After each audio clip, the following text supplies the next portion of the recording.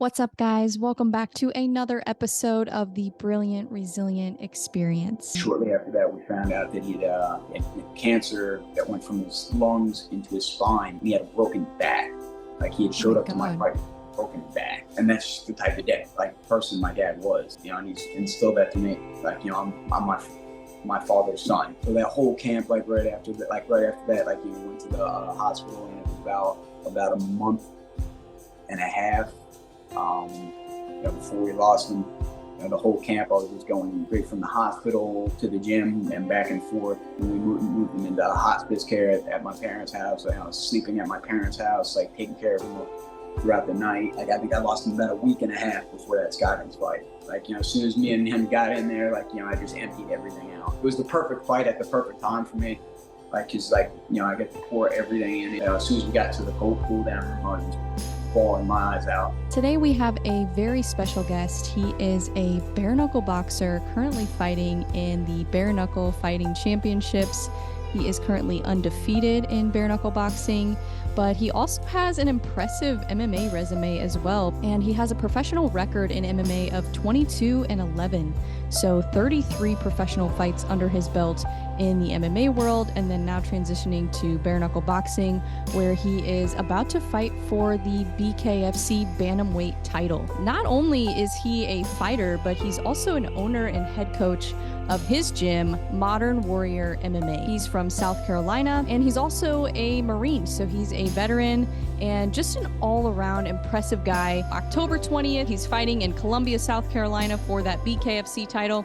So make sure to tune into that fight so you can see him. He always brings the action. He's always fun to watch, so you definitely don't want to miss that one. Let's go ahead and bring on Mr. Keith Richardson. Hey, Keith, how are you?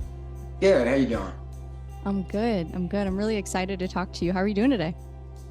Not too bad. I already got one training session down. Bunch more to go. Yeah, how's your training going for this camp? Great. Yeah, I feel great. That's one thing about bare knuckle. Training camps are a lot easier on the body because I don't have to grapple and wrestle as much. Yeah, I was gonna ask you about that because that's what I heard Eddie Alvarez talking about that. How it's just so much easier, not easier because obviously it's, I mean, you're literally getting in there with no gloves on. So in a sense, it's actually more difficult.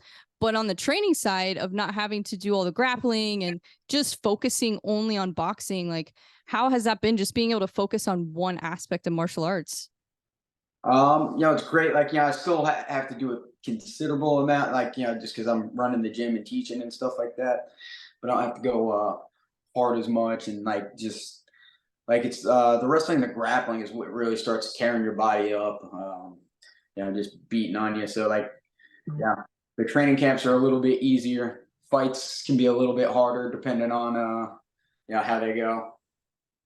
Yeah, definitely. How do you balance that? Because you own Modern Warrior MMA, that's your gym, and you're the head coach there. How do you balance that with fighting, preparing for a title fight? I mean, gosh, you must be just exhausted. That's how I deal with it. I just exhaust myself, and because I'm not gonna. I'm just one of those guys. I've always tried to lead from the front, lead by example. It's I'm never a guy even when I'm coaching, I'm not I'm always doing what they're doing, if not harder and faster. Then so I don't really take a break, and I'm not sitting there just watching from the sidelines and yelling at people to do stuff that I'm not doing with them. Yeah, that's huge. That's really important too as a coach. And the fighters and even people that aren't fighters that are just training there, they see that. And they're like, oh, well, Keith didn't take a day off today, so I can't take a day off. Yeah, I don't give those bastards any excuses. That's awesome. Well, that's really cool. So when did you open your gym? I think it was 2011, 2012, maybe. Oh, wow. So you've had that for a while. Yeah. It was funny. I initially didn't even really want to open a gym. My best friend at the time, kind of convinced me to do it. So the initial, because I was helping him at a other gym that he's working at. but they were closing that gym down. I was like, let's open up a gym. Like, you know, the initial plan was, you know, he was going to do most of the teaching. I kind of promote the gym with my fight career and stuff like that. Like, I knew it would be difficult, like, you know, being a full-time fighter and you're trying to coach at the same time. But like, as soon as we opened up the gym, that kind of got thrown out of the window, and like, I just fell in love with it. So like, you know, I just kind of been like, you know, pushing through, like finding ways to make it work. Yeah. What are some things that you love about coaching? You know, I would get more satisfaction out of seeing my people do well than I do like when I succeed. Um, you know, it's just so much more rewarding, and it also makes me 10 times more nervous like when they fight. 'Cause Yeah. you got like a limited amount of control of what happens. Like, you know, I can yell all I want, but you know, it's up to them to do it. And um, you know, when I'm fighting, you know, I'm in control, so I'm cool, calm, and collected usually. But now I'm a nervous wreck when my people fight.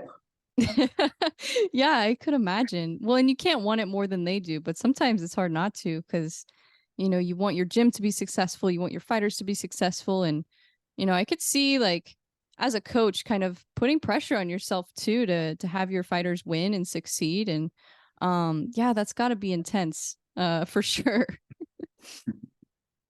Well, that's awesome. And I know that, watching your fights, like I went back and watched the Scoggins fight, which was, oh my God.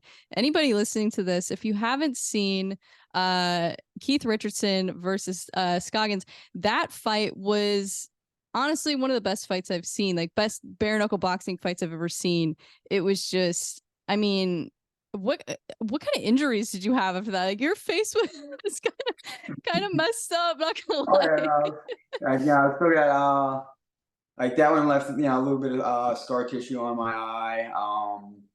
Yeah, I had some retinal scratches. And it's funny now, like, because my pupil in that eye doesn't dilate the same as my other one. So like it looks like, so like I'm always worried about like if I get like pulled over, like, you know, the cop's gonna look at my eyes, and it's gonna look like I'm fucking on something. Because like they just don't dilate at the same like one pupil's bigger than the other now. Oh my, so you want to be a fighter? Yeah. Mhm. Oh my But gosh, like that's we both crazy. look like a freaking mess after that fight. Like Yeah. his nose like looked like the letter Z. You know, I had a huge cut on my eye. Oh my God. Yeah, that is the one thing about bare knuckle is the cuts and the yeah, I would be too scared to do it. I don't think I could do it. That would just be like terrifying to me. Getting yeah, getting in there with no gloves on. Jeez. Um how do you mentally prepare for that? Um, yeah, I think I have a different temperament than a lot of fighters. You know, a lot of it, you know, comes from my military background and stuff like that. You know, Yeah. I got into MMA and combat sports. You know, after I got out of the Marine Corps, and where I seen heavy combat. You know, so I started like training to deal like, you know, I was a state champ wrestler, and I passed up a scholarship to go to the Marine Corps instead. And then like, you know, when I got out, I was dealing with like some deep PTSD issues, and I just started training to deal with that and fell in love with it immediately. And I like literally haven't stopped like since. So I have that. I think I have a different temperament, like, you know, because before I was a MMA fighter and a bare knuckle fighter, I was a gun fighter. So it Yeah. definitely kind of gives you a different type of mindset. Like, you know, like, you know, one of the things that a lot of guys don't talk about is as long as like everybody on your side comes out all right, gunfights are kind of fun. Like they're like it's the biggest like adrenaline rush you can possibly, you know, have. Um, you know, it's like freaking paintball on crystal meth or something like that. So it's just you know, so like you kind of get used to that, like operating through adrenaline, and you know, you kind of get addicted to that adrenaline rush. So like, like when I started doing that, like, it's kind of the closest thing to that, like, MMA and bare knuckle is like kind of the closest thing to that. Yeah, I can imagine just transitioning from, being in the Marines. And thank you for your service, by the way. It's really honestly impressive everything that you've done. I mean, you've got a successful bare knuckle career. You're undefeated. You're about to fight for the title. You had a successful MMA career too. I mean, you were on a 4-fight win streak, and I know that you had mentioned that you didn't end up getting to go to the UFC, which honestly is insane to me, just looking at your record. But and then you had like a deal with PFL maybe or something like that Yeah. fell through, and so you ended up going to bare knuckle boxing. How has it been, your experience in BKFC? How do you like it so far? Yeah, I love it. The great organizations, like, the fastest growing sport in the world right now, I think.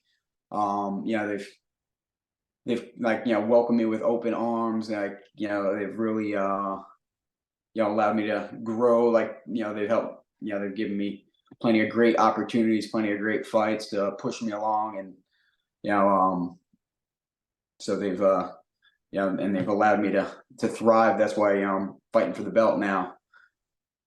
Yeah, absolutely.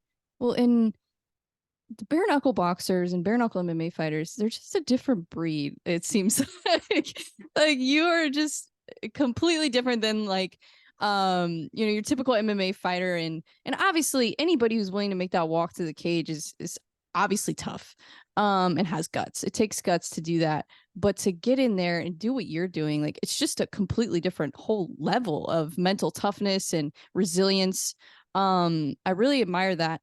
And I think it's really cool to see that sport grow.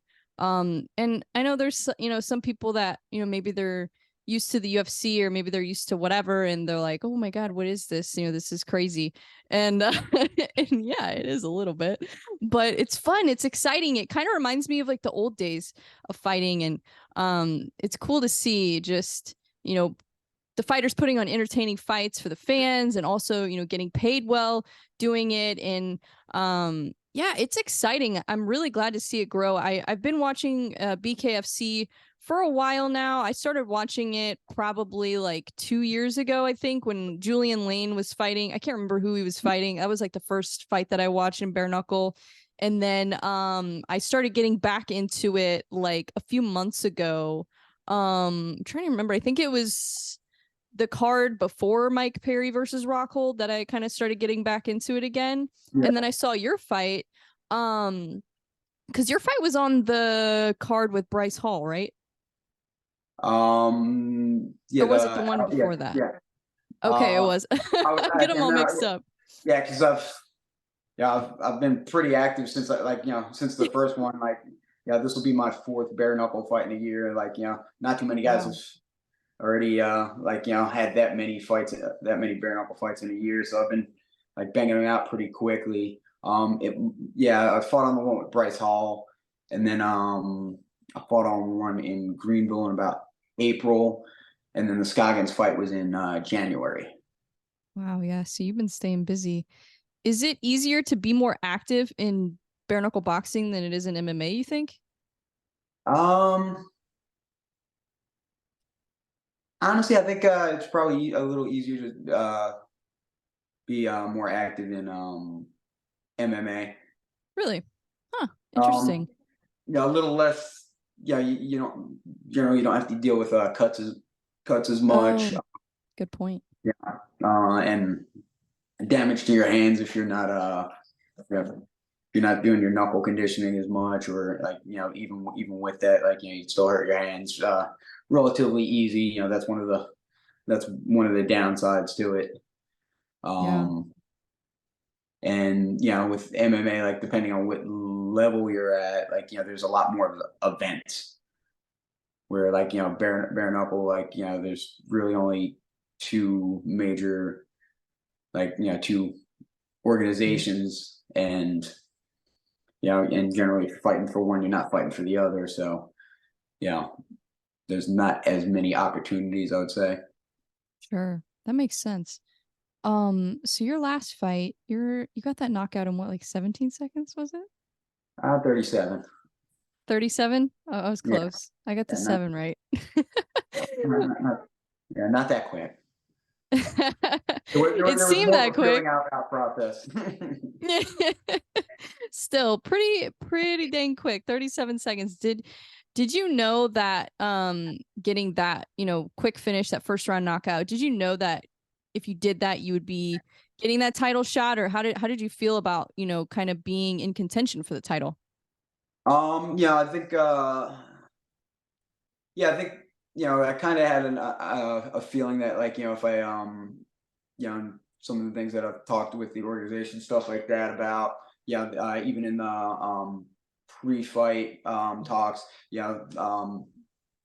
uh, they said that there would be some title implications in that fight.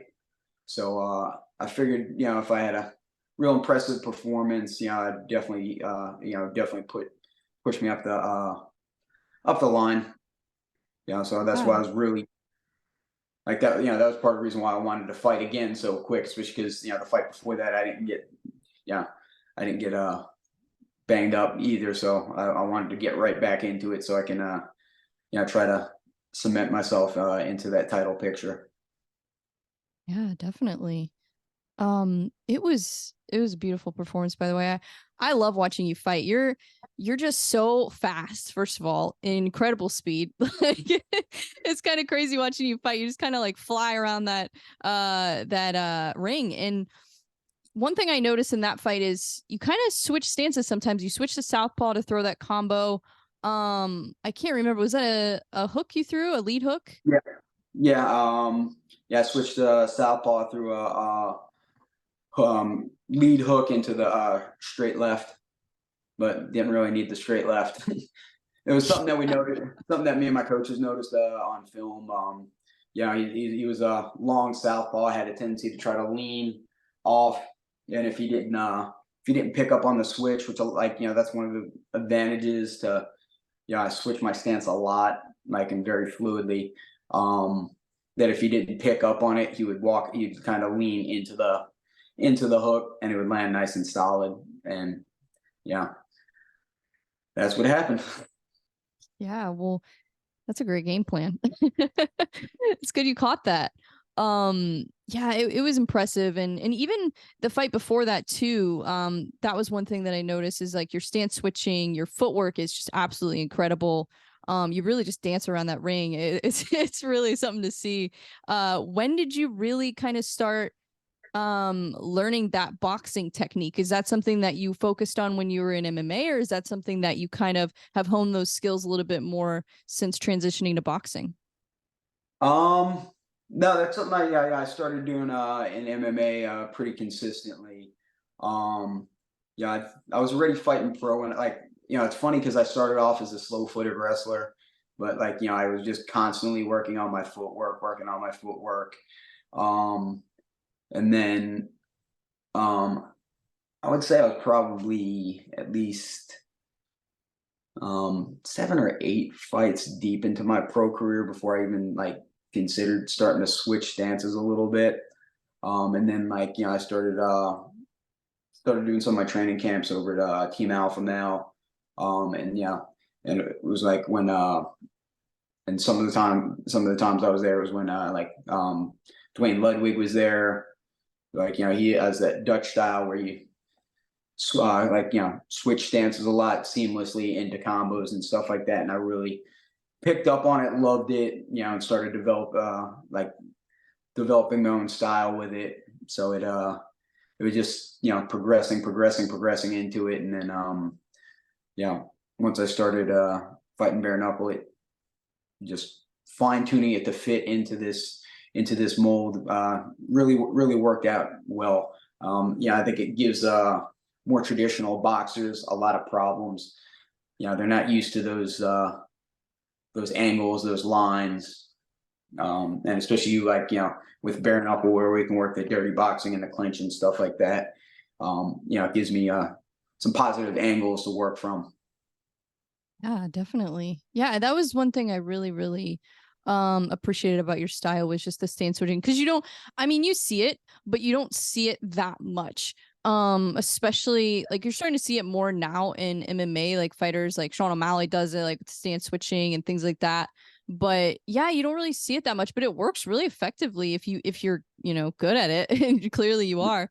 So yeah, it's a great technique and it throws people off too, especially, you know, if they're not used to fighting somebody or sparring with somebody that switches stances. Yeah, I mean, and you proved that in your last fight. You totally threw him off and he leaned right into that hook. So yeah, I thought that was one thing that really stood out to me. And then of course your explosiveness, your speed. Um, you know, what's been like, what's the biggest thing you're kind of focusing on, working on, leading up to this title fight? Um, yeah, Reggie's a really great, like more of a very traditional boxer. So finding those positive angles, especially with him being a long southpaw. I think it'll actually, my style will really come into play. I think he like doesn't want to engage in like a Scoggins type of war, freaking where I'm willing and able and about that. He's more of a point style fighter where if you give me the opportunity, I'm gonna knock you on your butt. I want to land hard shots. I want to land powerful shots. I want to kind of break you down, body and head. Yeah. So it's just mitigating his speed, closing off, closing him off, walking him down, stuff like that. Not to give up too much of the game plan, but Right. yeah, I'm gonna, That's smart. That's smart. yeah, I'm gonna test his will, test his heart. I think he's a dog, but uh, a beagle and a pit bull are both dogs, but one's a different breed.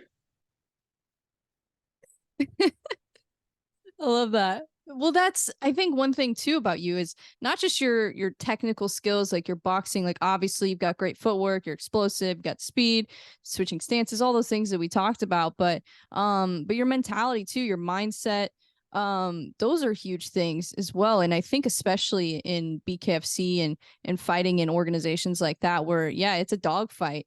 You got to have that. And I think that probably really stems from your experience in the military and your experience as a fighter. Just, you know, it seems like you've kind of been fighting your whole life a little bit. So yeah, and then in the last fight too with Scoggins, I know that leading up to that fight, you know, you were dealing with something pretty difficult. You know, you lost your dad. Um, how did you, I mean, gosh, I can't imagine getting ready for a fight while dealing with something like that. How did you handle that mentally and stay focused while dealing with something like that? It was probably one of the toughest, the toughest times in my life. But a lot of it stems from my dad. That's the one that taught me work ethic. Taught me how to grind. He was my best friend and one of the biggest influences in my life. And made me who I am. It was extremely difficult. He was this is how kind of tells you what kind of a person he was. Right before I knew I was kind of might be going making the transition to BKFC. So I'd taken a professional boxing match before that. Just to kind of get a little extra work, get a little feel for it. He and he was there at my boxing fight, before he came there though, he asked me if he could make sure they had a padded seat, which is weird, coming from him. I've never seen my dad he's one of the toughest guys that I know. We didn't know anything was wrong, but he'd been complaining that his back had been hurting him. So he came to my fight, uh, you know, loved every minute of it. He's been at almost all of my fights my entire career. But shortly after that, we found out, I think it might have been maybe a week or two after that, like he was unable to get out of bed. And then Wow. shortly after that, we found out that he had cancer that went from his lungs into his spine, and he had a broken back. Like he had Oh my showed up to my God. fight with a broken back. Wow. But and that's the type of person my dad was. And he's instilled that to me. I'm my father's son. So that whole camp, right after that, went to the hospital, and it was about a month and a half, before we lost him. The whole camp, I was just going straight from the hospital to the gym and back and forth. And then, when we moved him into hospice care at my parents' house, I was sleeping at my parents' house, taking care of him throughout the night, because he needed constant surveillance and stuff like that. And just going back and forth, from the gym to my parents' house, sleeping in my old bed and stuff like that. But he even told me, he's like, keep pushing, keep doing it. I've always been proud of you. So it was just I think I lost him about a week and a half before that Scoggins fight. Oh my gosh. Right. And then as soon as me and him got in there, I just emptied everything out. I just remember just getting lost in the fight. It was the perfect fight at the perfect time for me. Cause I get to pour everything in it. And then I remember cause when you do bare knuckle, they have a cool down room, and it doesn't matter if you're cut or not. It's the stitch room, but it doesn't matter if you're cut or not. They make you go in there and sit for at least 10 minutes and just kind of cool down. But me and Scoggins were both fucked up. Yeah, so we were so we were getting stitched up and stuff like that. And I just remember as soon as we got to the cool down room, I was just bawling my eyes out. I knew he was in there hugging me and stuff like that. But I just emptied everything into that fight. And that's just the kind of man he taught me to be.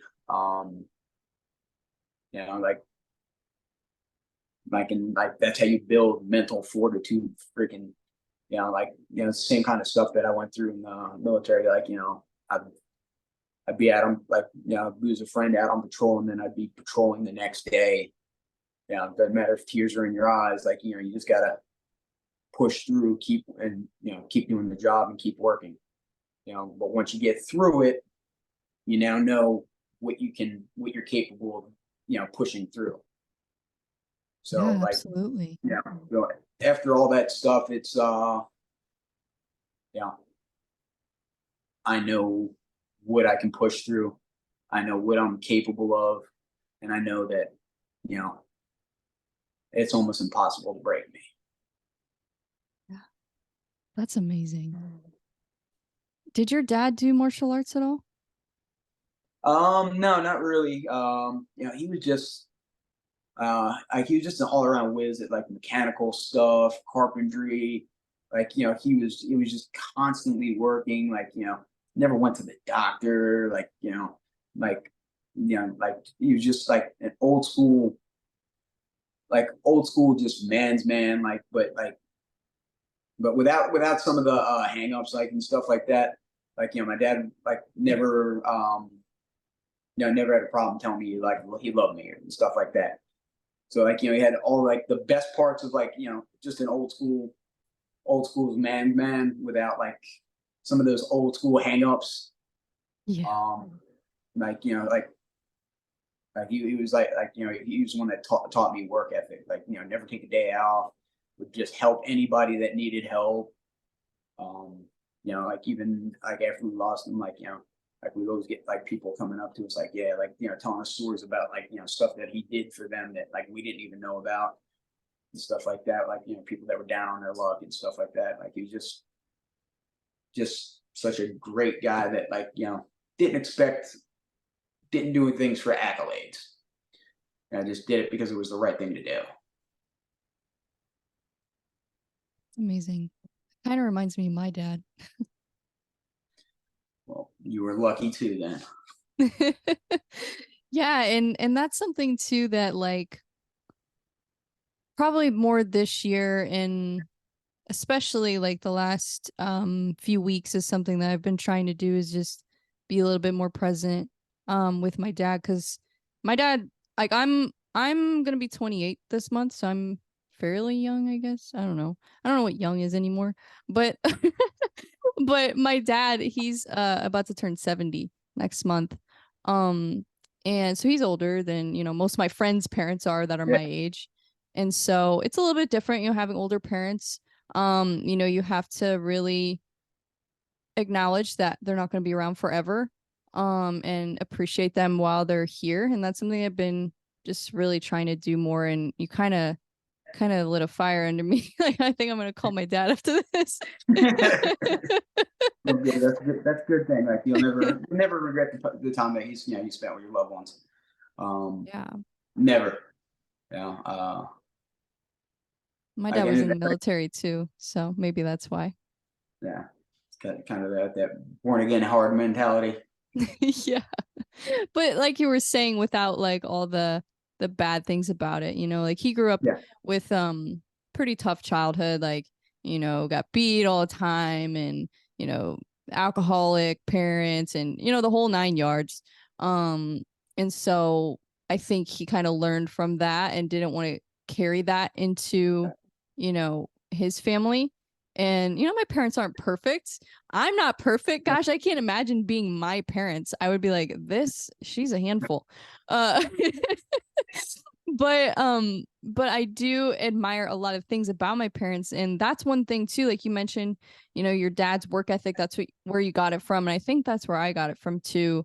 Just because like my dad was always working when I was a kid. Like all the time. And he worked, in the hospital, he worked in the burn unit, emergency room. Like that was kind of like what he did. He was in the military when he was younger.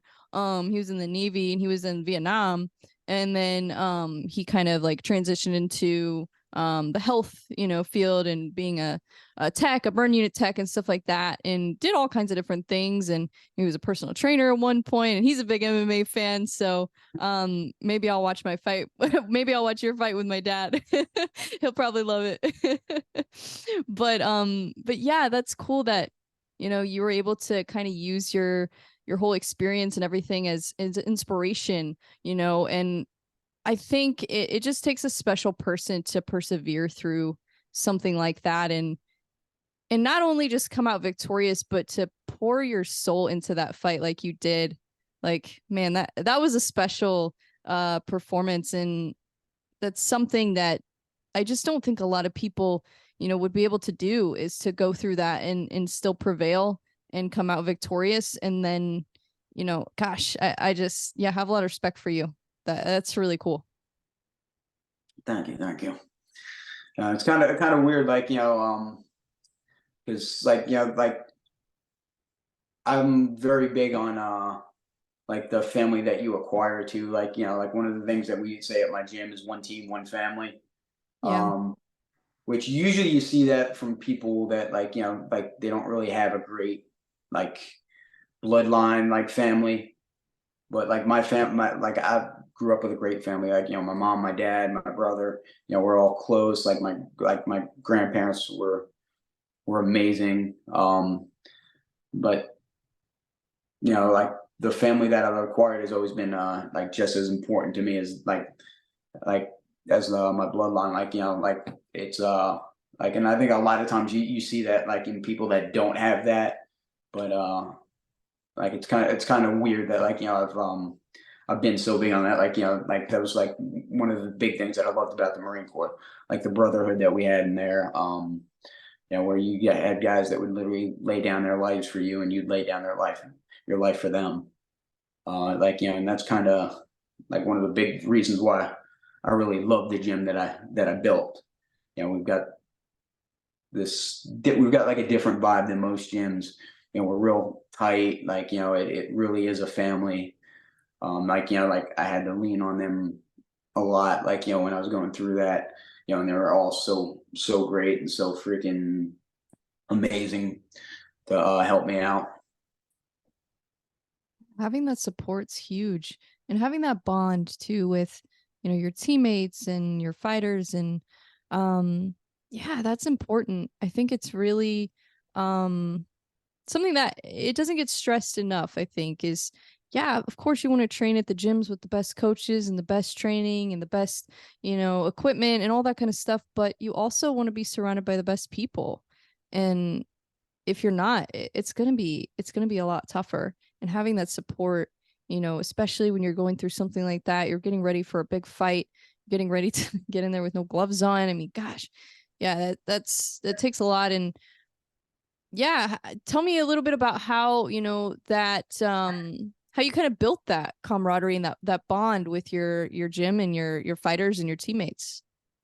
Um, Honestly, like I don't know how exactly it came together, like exactly like that.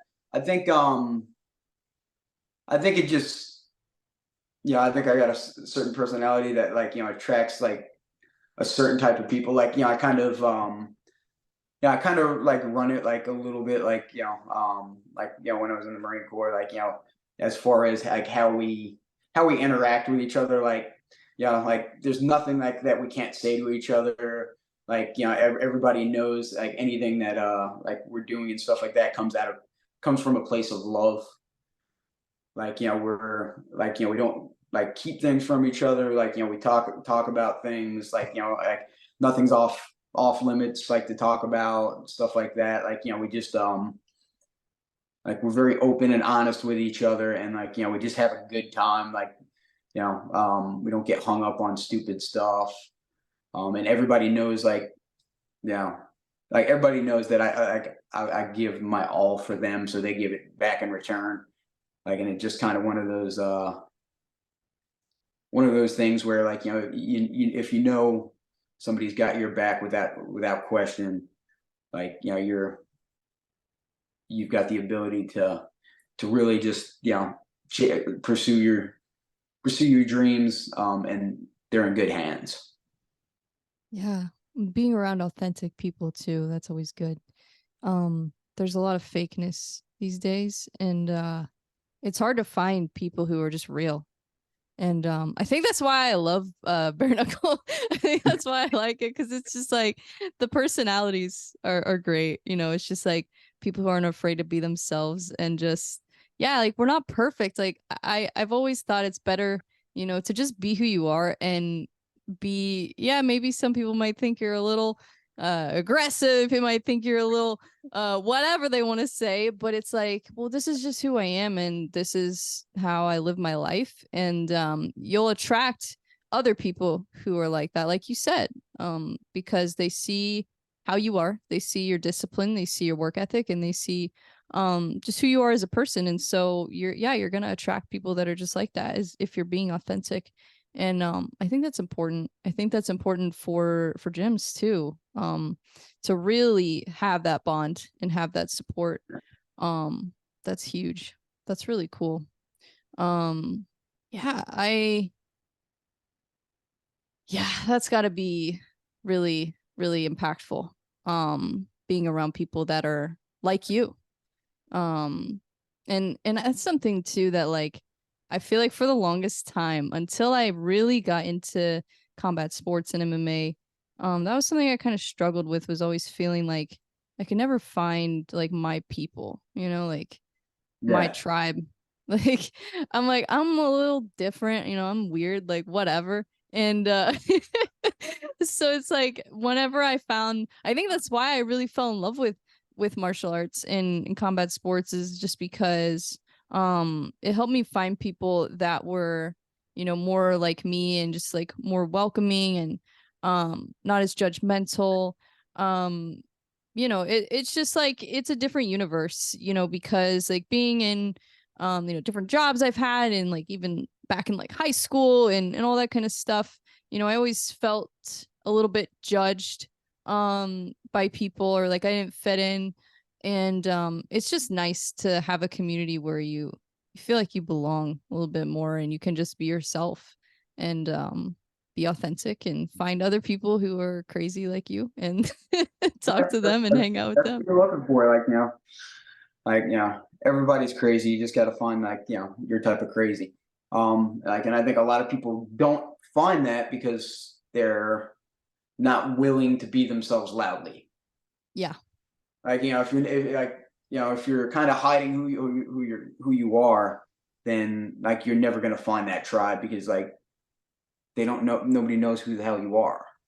Exactly. And I think eventually as people get older, they start especially when you're in high school, you're afraid to stand out, like most people are. They just want to try to fit into a little mold, and not everybody does. And honestly, if you're trying to, you're not going to. Right. It's either you or you're not. So I think as you get older, you start you find a lot more of those moments where you're like, fuck it, let me just be me. Yeah. And It's so much easier. It is. It's trying to be somebody else is exhausting. It's I'd rather just be me, because and even in my work too. And I think that's why I really decided that I wanted to start doing this, doing MMA media and doing podcasts and stuff like this, with being so involved with combat sports, because it does allow me to be myself. And so I'm able to work so much more. This week and over the weekend, I've been just working nonstop, but I love it. I don't even count how many hours I'm working. I don't even care, because I love it. I'm so happy.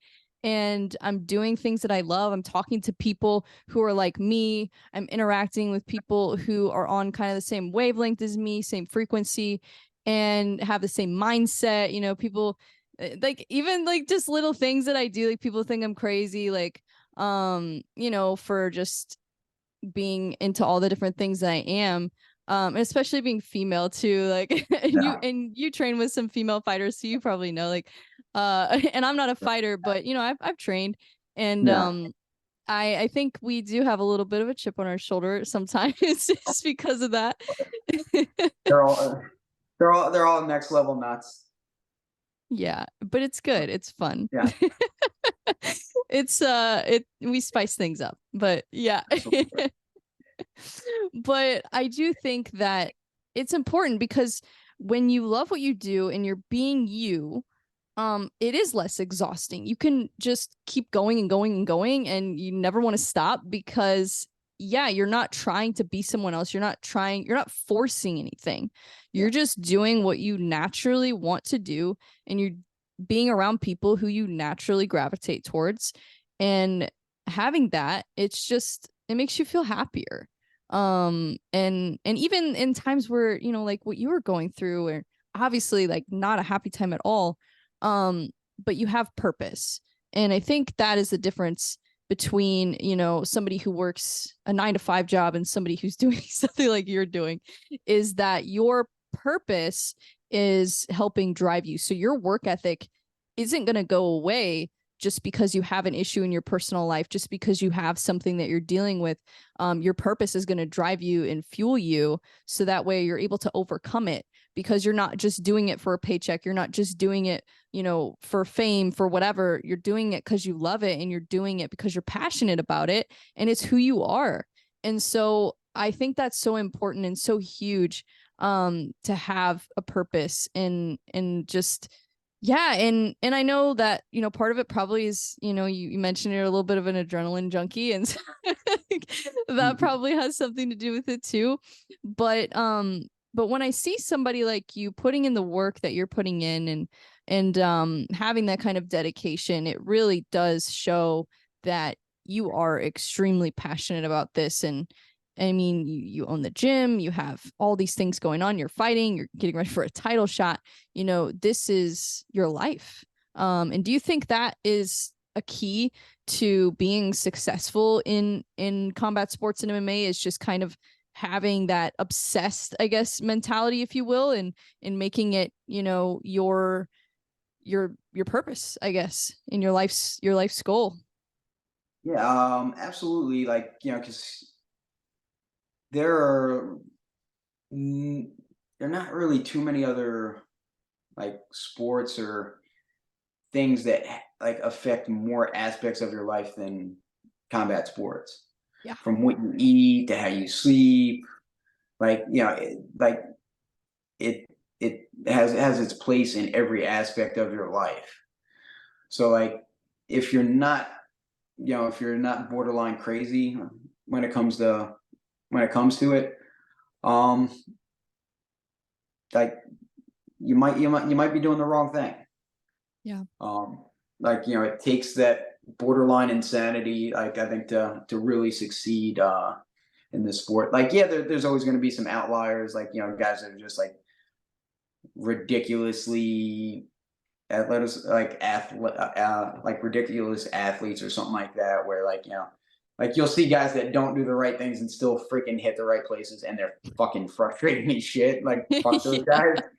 But like there are plenty of like talented guys that don't go anywhere, freaking like that even do the right thing, and they still don't get there.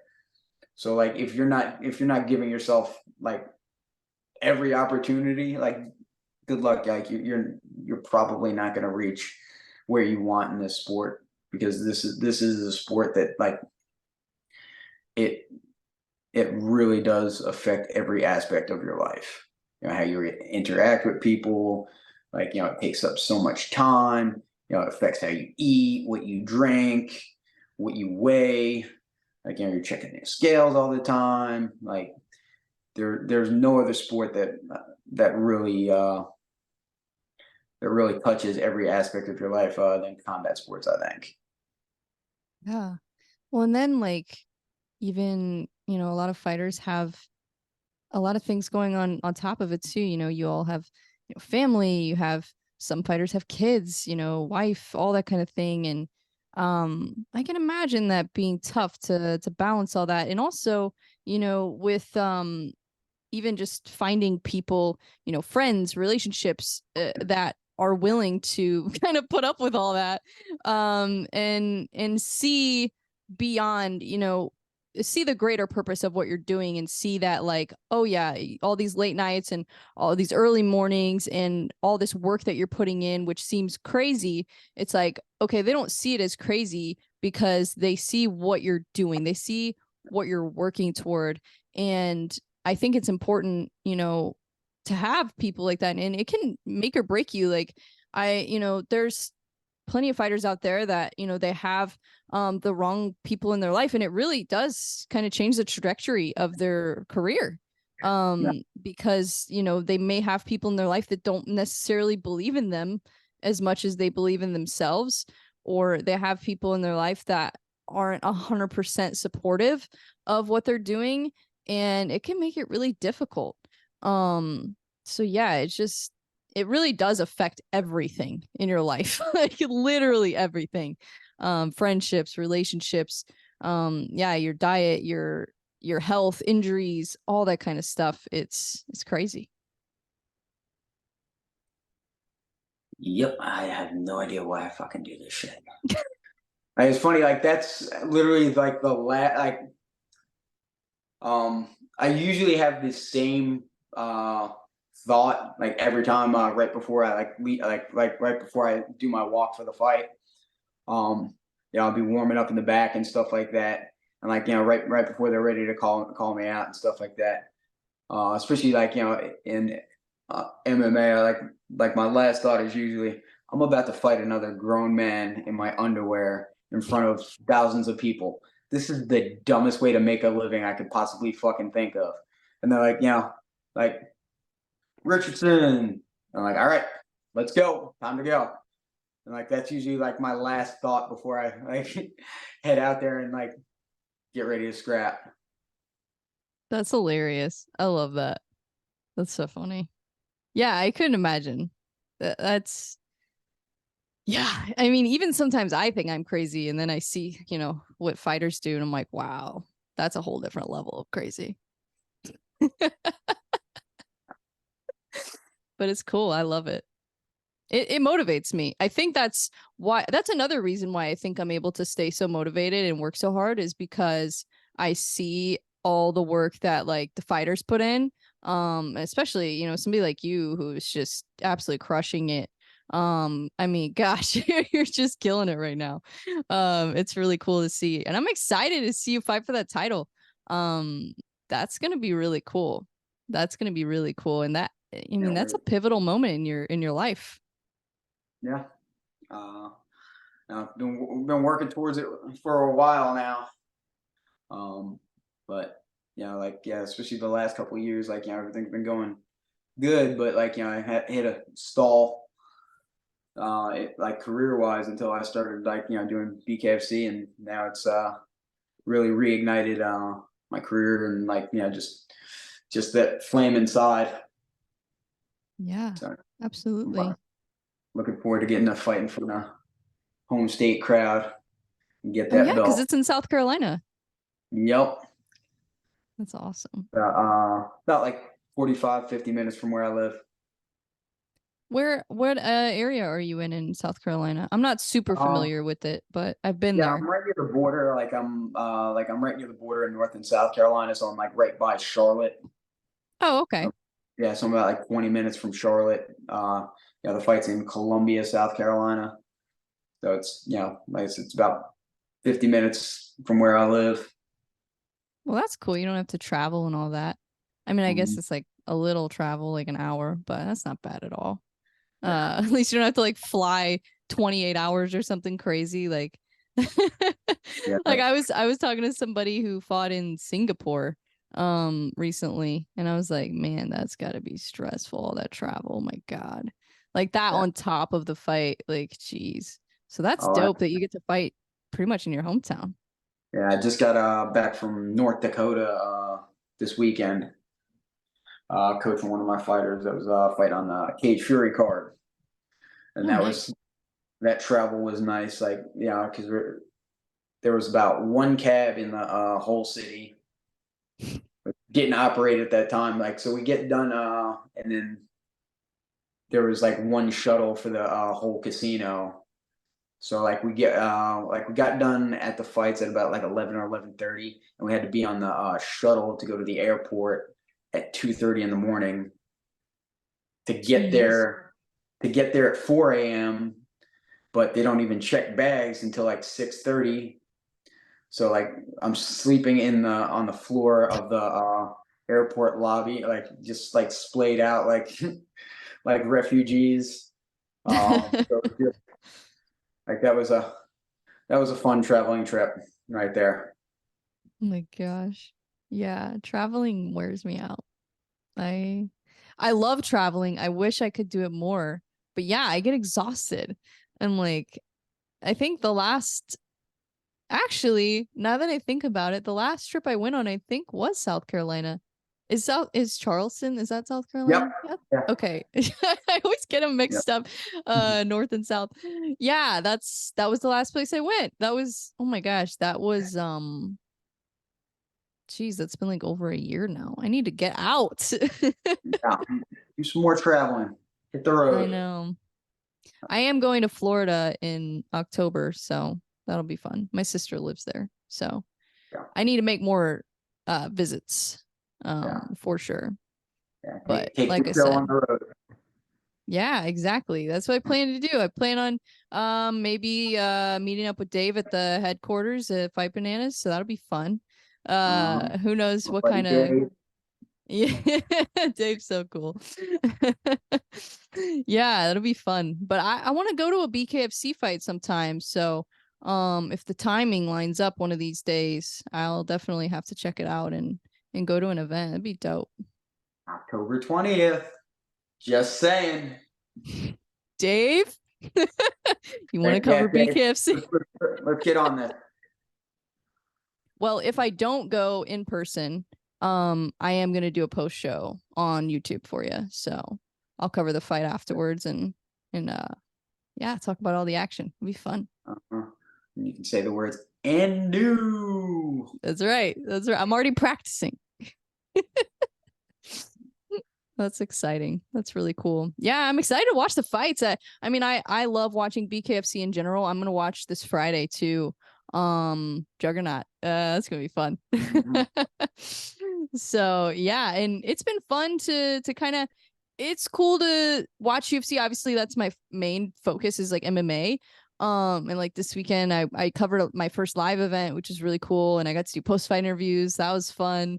And yeah, I love it. But it is kind of nice to have a little break from MMA and watch just, you know, bare knuckle boxing, just watching these absolute dogs just throw down. Like it's a nice little refresher. I like it. Mhm. Plus, like the pacing of the shows is kind of different. Like Yeah. with bare knuckle, it just like blows through, and like it's just all action. Yeah, it's great for people with short attention spans, that's for sure. Like it's perfect for this generation. Yeah, exactly. Exactly. And Like, well, in the older generation too, I feel like you know, some people that like, and I was talking to Dave about this, like with the Game Bread FC event too, like it felt like an old school like MMA event, and like a lot of the old fans, like they love that. They love the action, the entertainment. They love the fighters, like the personalities, like you know, like even seeing like Mike Perry kind of make his rise a little bit since he's yeah. been in BKFC, and maybe you could kind of you know, do the same thing and have that star power. I think that'd be really really cool to see. Because it is like people are attracted to that kind of personality, I think. You know, there's a reason why, like, I mean, obviously I'm a big David Goggins fan, but like there's a reason why people love you know, Goggins and Jocko and Joe Rogan and people like that who have that kind of dog mentality and you know, that discipline, and because it inspires you, it motivates you, and obviously, you know, you can't rely on motivation, you got to have discipline. You know, you can't just think about all the things you're going to do. You can't just be like, oh yeah, I'm motivated, because then the next day maybe you're not motivated. But I think it is good to have, you know, those kind of role models, I guess, if you will.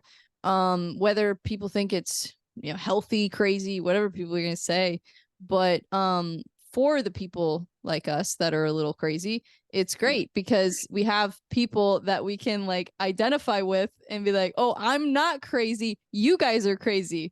And it's like, I am just doing what I know I am born and bred to do.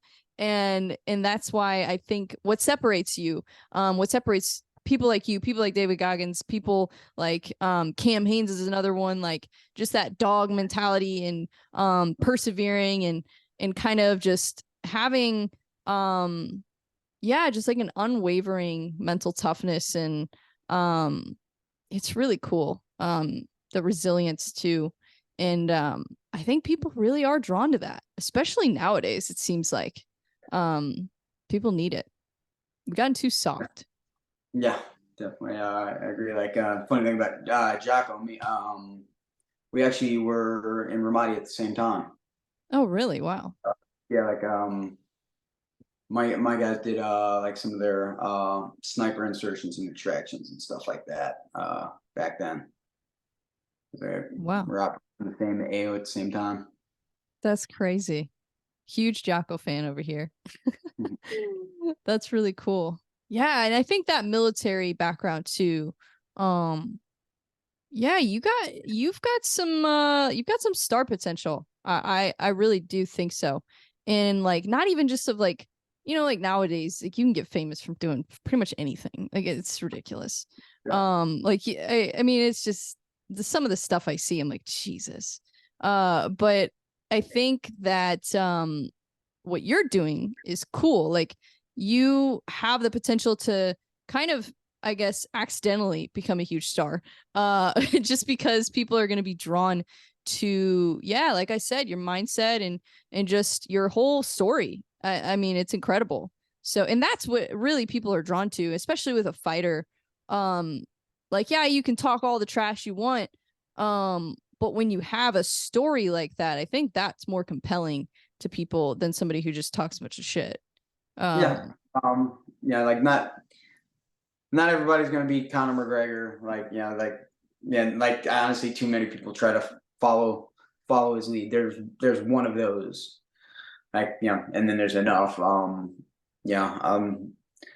never really like thirsted for the fame of it. Like, you know, if I did, I probably wouldn't have been as successful as I was. Like, you know, I do this because I want to be there's something that in me that drives me to it, and I want to be the best at it. If I'm going to do something, like, I want to be the best at it.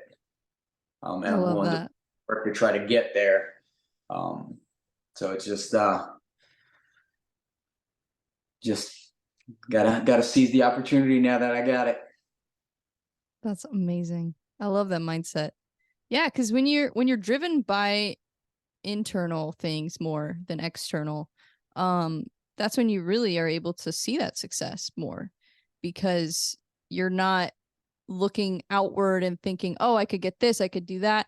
You're looking inward and you're thinking, okay, I just want to pour my entire soul into this and be the best that I can, and for myself, you know, to make myself proud, to make my family proud, to make my friends proud. But mostly, yeah, you're doing it for you, because to me, when you do things for yourself and for, you know, like whatever your goals are, and your purpose, when you do things for yourself, then that's when other people, they see it and then they're excited about it and they're like, oh wow, you're really like chasing your dream. Um, and you're making it happen, you know? I mean, like I said, you're about to fight for a freaking title. That's awesome. Yeah, that's really exciting.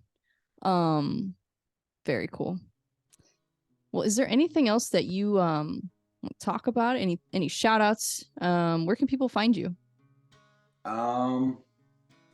Usually in the gym. So very few other places but the gym. Modern Warrior MMA here in Rock Hill, South Carolina. Yeah, that's my gym, that's my team, that's my family.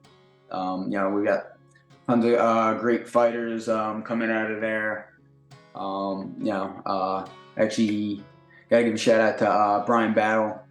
Like, you know, I didn't train exclusively at our gym. He's with Carolina Combat, but me and him I work with him about, you know, at least twice a week. He's getting ready to fight this upcoming weekend on UFC Fight Night. Oh yeah, on that physique card, right? Yep. Nice. AJ Fletcher. So my boy's I almost forgot. gonna go get that dub.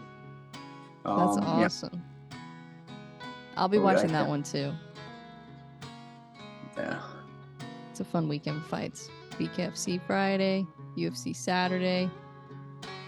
I love it. Mm-hmm. That's awesome. Well, we definitely want everybody to tune into your fight, October 20th. And then if everybody, anybody that's in the area, go see it live. Who knows? Maybe I'll South Carolina. Dave, I want to go to the BKFC fight, October 20th. That would be so dope. Oh my God, I would be, yeah, I would just be in heaven. That would be great. That would be so cool. But yeah, October 20th, catch Keith Richardson fighting for the bantamweight title. Man, I'm really excited to see that. I'm excited to see your growth too. Just, yeah, like I said, you've got an impressive MMA career, you know, even before BKFC, a Marine, and then now fighting for the title, undefeated in BKFC. It's just, yeah, it's really, really impressive what you're doing, and I'm really, really excited to see you fight for that title. And it's funny because, like, you know, my whole MMA career, everybody always thought of me as a submission guy. Right. Everybody was worried about you got hands. Yeah. Spirit fingers. I love it. I love it. All right, man. Well, I know you're busy. You probably got tons of training and all kinds of shit to do. So I'll let you get back to your busy schedule and working your ass off, getting ready for your fight. But thank you for coming on today. I really enjoyed talking with you. Man, you got me motivated. I swear. I am just fired up right now. So thank you for that. No problem. I enjoyed it. Anytime. Yeah. Absolutely. I'm looking forward to your fight.